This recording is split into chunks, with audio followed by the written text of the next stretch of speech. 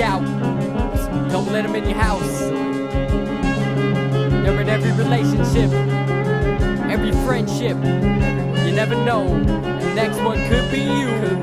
Clever words, a quick wit, a smile and an attitude is the formula for one day me getting extremely mad at you. I convicted you for a crime before you committed it, because you look like the same girl that openly admitted it. And I've been looking for someone to take it out on. You fit the part, congratulations, not prepared to get your pout on.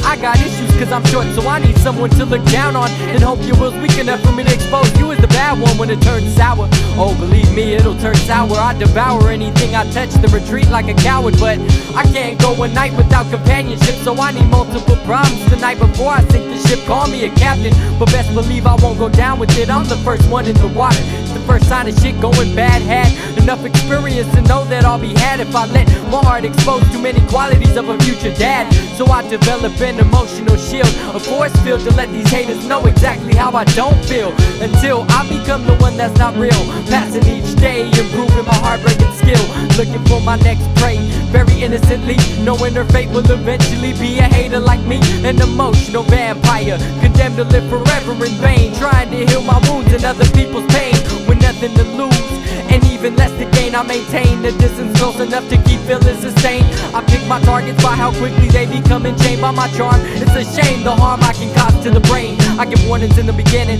but most of them don't heed, so I proceed to strip you of your self-worth and identity. Not on purpose, of course, it's just living instinctively, and in a month you're trapped. Your emotions now belong to me. You don't find out until I no longer require company. Suddenly, the thought of love you doesn't seem so cuddly. Now it's a virus attacking every part of your soul. Every heart is a potential device that I can control. I'm a vet, I was bitten over 12 years ago. At that moment my intentions turn to ice, put more words in the gold. I'll be a vampire till I'm over 90 years old. So protect yourself and don't forget this tale that I told about the emotional vampire. Higher senses of charm, lower senses of pain, and the consequences of his verbal harm. Identified by women as the asshole, but don't underestimate his uncanny skill to manipulate and control. He's the emotional vampire, finds his worth in draining others, disappears at the first hint of the two of you becoming lovers. But you know he'll be back because he craves the attention. He's the one that created the situation that we've all been in. She's the emotional vampire, higher senses of charm, lower senses of pain, and the consequences of her verbal harm. Identified by men as the bitch slut of hope, but don't underestimate her uncanny skill to manipulate and control. She's the emotional vampire, finds her worth in draining others, disappears at the first hint of the two of you becoming lovers. But you know she'll be back because she craves the attention. She's the one that can stop the cycle and put an end to the emotional vampire. It was a dark and stormy night about 12 years back.